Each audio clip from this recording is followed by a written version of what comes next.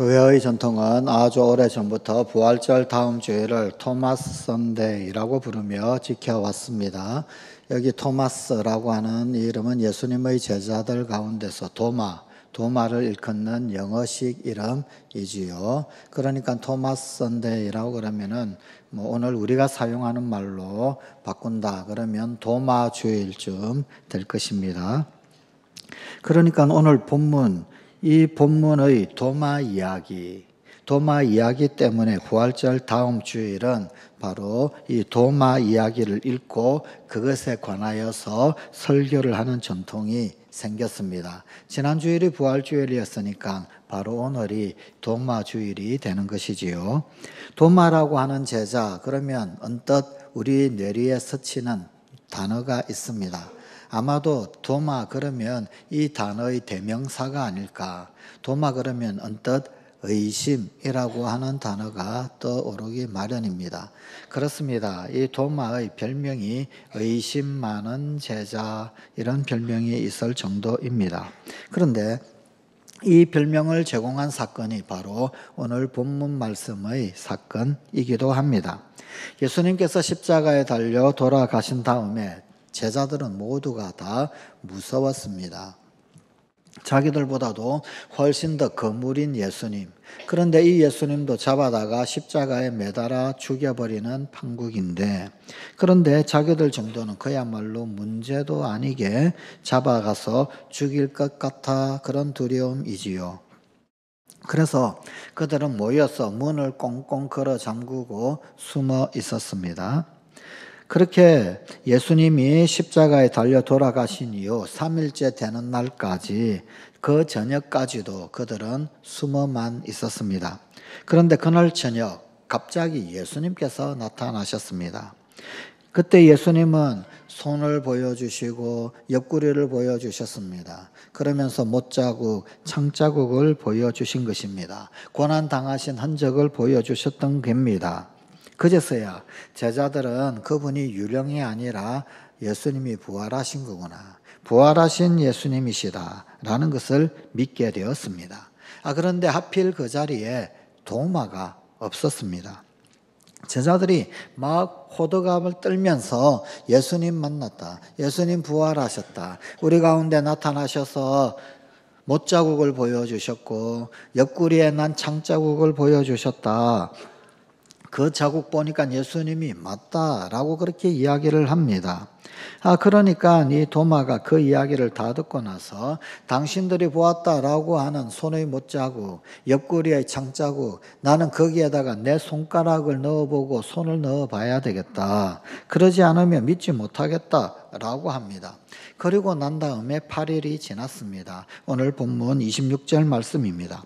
8회를 지나서 제자들이 다시 집 안에 있을 때 도마도 함께 있고 문들이 닫혔는데 예수께서 오사 가운데 서서 이르시되 너희에게 평강이 있을지어다 하시고, 부활주일부터 8일이 지났습니다. 8회가 지난 다음에 도마가 드디어 등장합니다.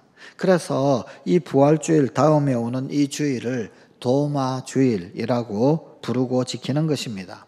바로 이 8일이 지나고 난 이후에 예수님이 8일 전과 똑같은 모습으로 도마가 함께 있는 제자들 모여 있는 그 무리 가운데 예수님께서 나타나셨습니다. 똑같은 모습으로 도마에게 나타나신 게지요. 그리고 도마에게 손을 보여주시고 옆구리에 그 고난 흔적들을 그대로 보여주셨고 드디어 도마는 마침내 믿게 되었습니다.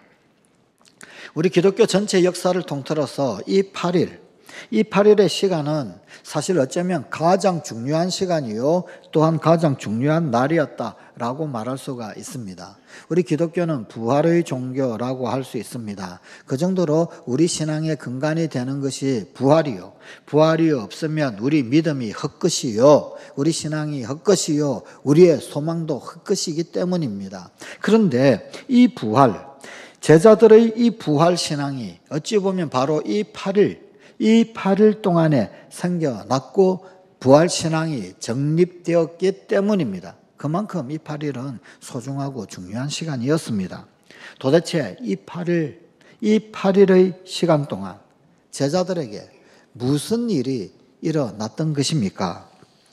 본문 19절 말씀입니다. 이날 곧 안식 후 첫날 저녁에 제자들이 유대인들을 두려워하여 모인 곳의 문들을 닫았더니 예수께서 오사 가운데 서서 이르시되 너희에게 평강이 있을지어다. 또 본문 26절 말씀입니다.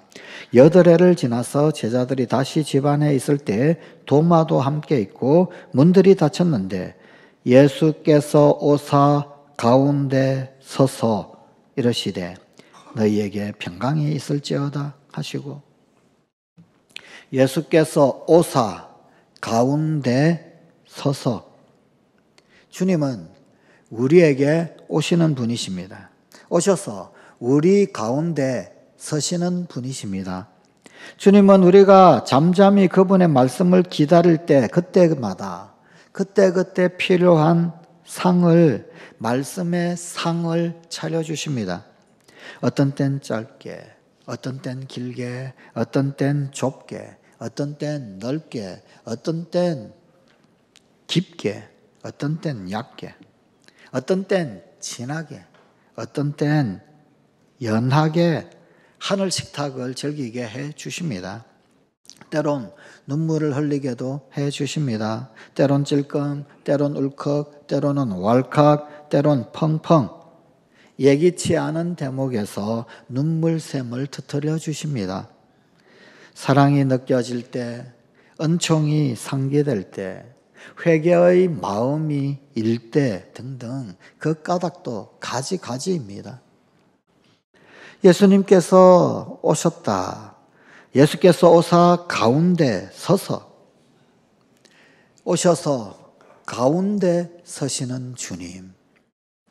주님께서는 우리가 함께 기도할 때 오시어 가운데 서 주십니다. 그리하여 벅차고 벅찬 은혜를 주십니다. 뿐만 아니라 주님께서는 우리가 두려움 때문에 꽁꽁 문을 걸어 닫고 그리고 숨어 있을 그때도 우리에게 오시는 분이십니다. 우리에게 오시어 가운데 서 주십니다. 그리하여 뜬금없는 평화를 주십니다. 너희에게 평강이 있을지어다. 샬롬.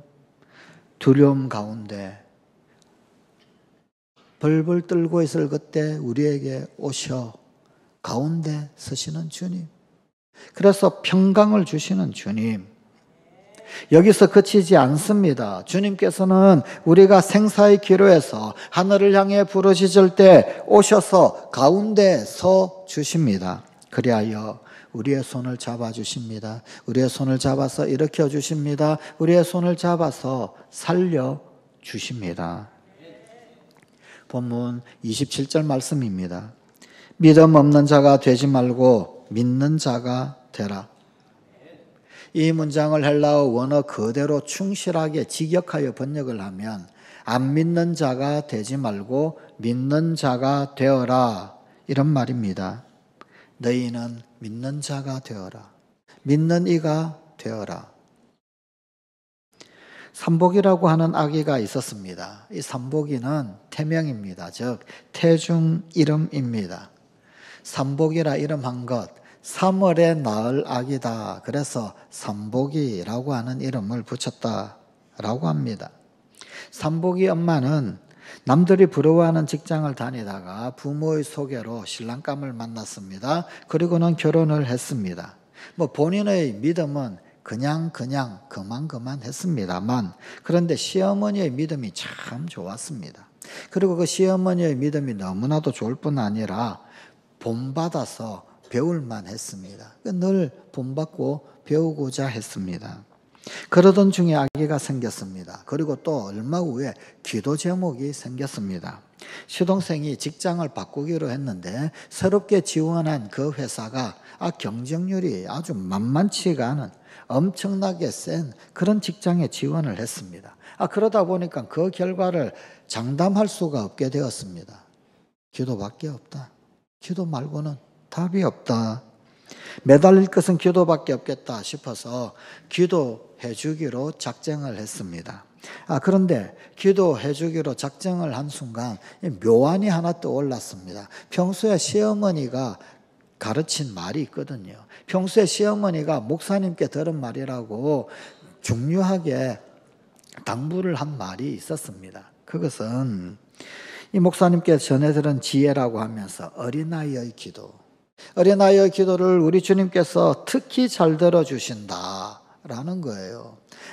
그러니까 나중에 아이를 낳거든 기도 시간에 아이를 빼놓지 말라고, 가족 기도회 중에 아이를 빼놓지 말라고, 그리고는 그 아이로 하여금 기도하게 하고, 아이라고 무시하지 말고 항상 그 가족 기도에 이 아이의 기도 참여시켜서 기도하는 법도 가르치고 기도 응답도 받고 하라고 하셨지.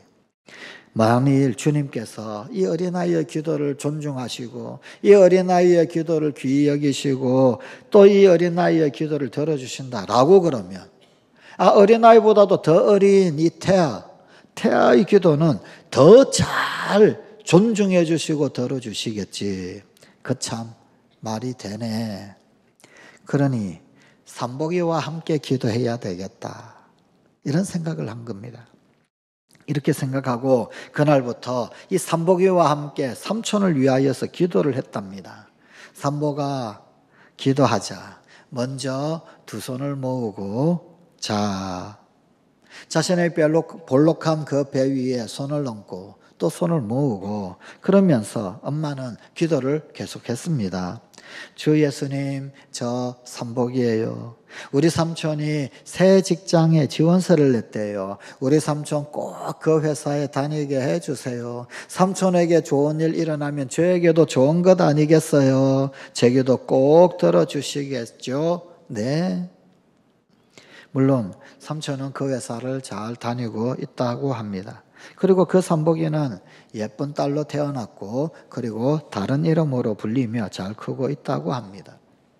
너희는 믿는 자가 되어라.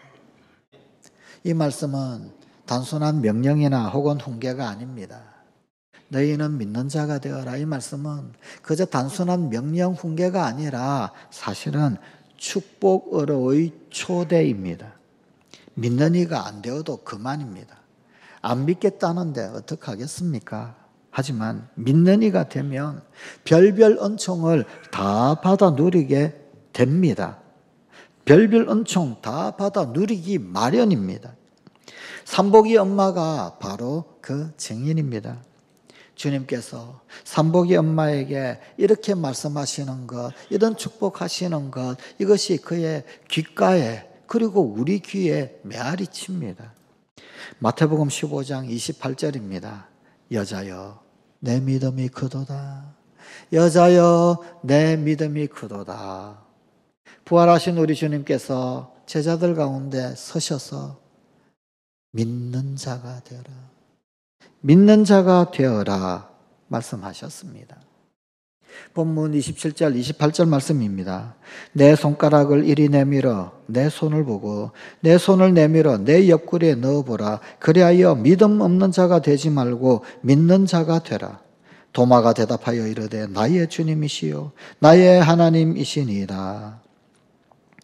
비단 도마만 믿지 않은 것은 아니었습니다. 사실 말은 그렇게 해도, 우리는 주님을 배웠다 그렇게 자랑질해도 사실 다른 제자들에게도 의심은 있었습니다. 믿음을 가지지 못하는 불충실함은 어떤 의미로 모든 일에게 다 해당이 되었습니다.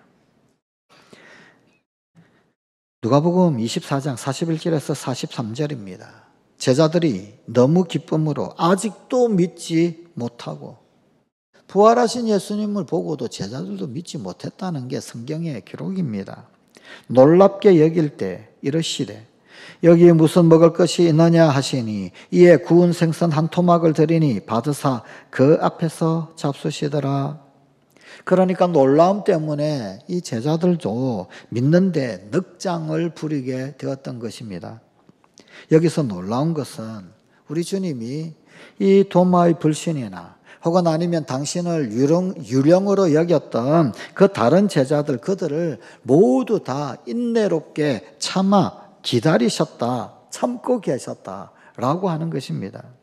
주님은 온 세상을 설득하기 위해서 부활하신 이후에도 못자국들과 창에 찔린 옆구리들을 보여주셔야만 했었습니다. 또 더욱 놀랍게도 음식까지 드셔야 했습니다. 그 이유는 이런 표징들이 필요한 사람들에게 아무런 의심의 동기를 주지 않기 위해서였습니다. 사람의 이성과 오관이 인식할 수 있는 세계, 인식할 수 있는 진리는 사실 전체 진리의 그저 1%에 불과하다고 합니다. 그러기에 나머지 99%의 진리는 우리에게 있어서 미지의 영역으로 남아 있을 수밖에 없더라라는 것입니다. 그러고 보면 사실 우리가 안다고 하나 그러나 그렇게 많이 알지 못합니다. 우리가 인지한다라고 하나 사실 모르고 있는 것이 더 많이 있습니다. 하지만 99%의 이 세계는 엄연히 비현실 세계가 아니라 현실 세계입니다. 우리가 인지하지 못하는 것일 뿐, 우리가 모르는 것일 뿐, 이게 없는 게 아니더라 그 말입니다. 우리 주변에서 갑자기 이유 없이 우연히 발생하는 사건 혹은 현상들이 사실은 이 99%에 해당하는 현상들입니다. 도마는 보이는 1%의 세계에서 예수님의 행적을 바라본 것입니다. 그런 제자였습니다. 그의 인식 구조는 철저히 3차원 안에 갇혀 있었습니다. 그런데 부활하신 예수님께서는 이 의심 많은 도마를 나무라지 않으셨습니다. 오히려 도마의 수준에 맞게, 오히려 도마의 방법으로 의심을 일소해 주셨습니다. 본문 27절 말씀입니다. 내 손가락을 이리 내밀어 내 손을 보고 내 손을 내밀어 내 옆구리에 넣어보라. 그리하여 믿음 없는 자가 되지 말고 믿는 자가 되라.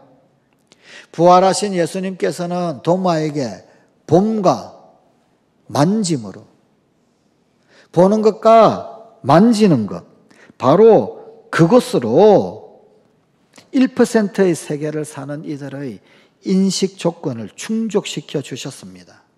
그러나 거기에만 머물지는 않으셨습니다.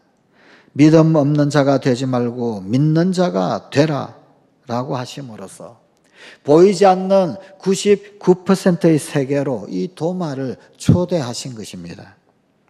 3차원 그 너머의 세계에 눈을 돌리도록 하신 것입니다. 이로써 도마는 갑자기가 점점으로, 이유 없이가 때문에로, 우연히가 필연적으로 새롭게 파악되는 세계의 문턱에 들어서게 됩니다. 그 문턱을 들어서면서 도마는 기뻐합니다. 그리고는 고백을 합니다. 나의 주님, 나의 하나님. 이렇게 해서 도마는 보이는 인간 예수님 그 안에서 보이지 않는 주님, 하나님을 고백하게 된 것입니다. 여기서 또 한 가지 중요한 점은 부활하신 예수님께서는 언제라도 실제적인 증거를 제시하실 수 있다라는 것. 그러나 우선적으로 믿음을 요청한다라는 것입니다. 사실 도마는 자신의 생각대로 행동에 옮기지는 않았습니다. 그 못자국에 내 손가락을 넣어 봐야겠다. 그 옆구리 창자국에 내 손을 넣어 봐야 하겠다. 큰 소리 쳤지만 그러지 않았습니다. 자신의 생각대로 행동에 옮기지 않고 다른 제자들과 똑같이 예수님을 만나는 것, 예수님을 보는 것만으로 족했습니다. 달리 말하자면 도마는 다른 제자들이 경험한 것, 그 이상의 것을 경험하지도 않았고 부활하신 예수님을 보고 말씀을 들음으로써 믿게 됩니다. 이것은 부활신앙이 반드시 눈으로 보고 손으로 만져보고 그렇게 확인함으로써 비로소 갖게 되는 것, 그런 믿음이 아니다라는 것을 말해줍니다. 만류 인력의 법칙을 발견했던 아이작 뉴턴, 그는 정말 위대한 과학자였지요. 인류 역사에 놀라운 업적을 남겼습니다. 그는 동시에 믿음의 후배들에게 아름다운 본을 보인 위대한 하나님의 사람이기도 했었습니다. 삶이 힘들고 어려울 때마다 그는 늘 골방에 들어가서 하나님께 기도했다고 합니다. 기도할 때 새 힘을 얻었다고 합니다. 그는 이런 고백을 남겼습니다. 나는 과학자로서 늘 천체 망원경을 통해서 하늘의 별들을 관찰합니다. 그러나 동시에 나는 자주 골방에 들어가 천지를 지으신 하나님 앞에 무릎을 꿇습니다. 그러면 세상 그 어떤 망원경으로도 볼 수 없는 하늘의 영광을 보게 됩니다. 기도는 보이지 않는 세계를 보게 하는 내 영혼의 망원경입니다. 성관가족 여러분, 보이지 않는 세계를 바라볼 수 있는 영혼의 망원경을 가지고 계십니까? 어렵고 힘들 때마다 올려다보며 하늘 영광의 빛 가운데 비추어 주시는 지혜와 희망과 용기를 얻는 영혼의 망원경을 가지고 계십니까? 그동안 너무 사용하지 않아서 다 고장이 나지는 않았습니까? 보이지 않는 세계를 바라볼 수 있는 영혼의 망원경을 점검하십시오. 사랑하는 성관가족 여러분, 역경을 만날 때 그 역경만을 바라보지 맙시다. 그 역경을 통해서 우리의 인격을 다듬어 가시는 하나님의 섭리의 손길을 보는 성관가족이 되십시다. 눈에 보이는 것 아니라 그 너머를 우리 영혼의 망원경을 작동시키고 그 영혼의 망원경을 통하여 바라보십시다. 너무 무서워서 문 꽁꽁 걸어 잠그고 숨어야 했던 제자들, 그러나 그들에게 중단됨 없이 포기함 없이 그만이 아니라 주님은 찾아오시고 또 찾아오시는 분, 오셔서 그 가운데 서시는 분, 그리하여 모든 두려움 뒤로하고 샬롬 평강을 주시는 주님. 우리에도 역시 마찬가지입니다. 우리가 당하는 그 모든 시련과 어려움들을 향해서 가장 좋은 것을 만들어 가시는 거룩한 하나님의 뜻, 그것을 깨달을 줄 아는 우리 성관가족이 되십시다. 기도하시겠습니다. 주님, 믿는 자의 복됨을 믿습니다. 믿는 자를 축복하시는 주님께서 찬양을 받으시옵소서. 주님, 믿는 자의 잘됨을 믿습니다. 믿는 자의 빼기신 주님이 찬양을 받으시옵소서. 주님, 믿는 자의 구원을 믿습니다. 믿음을 선행보다 우선케 하신 주님이 찬양을 받으시옵소서. 우리 주 예수 그리스도의 이름으로 기도하옵나이다. 아멘.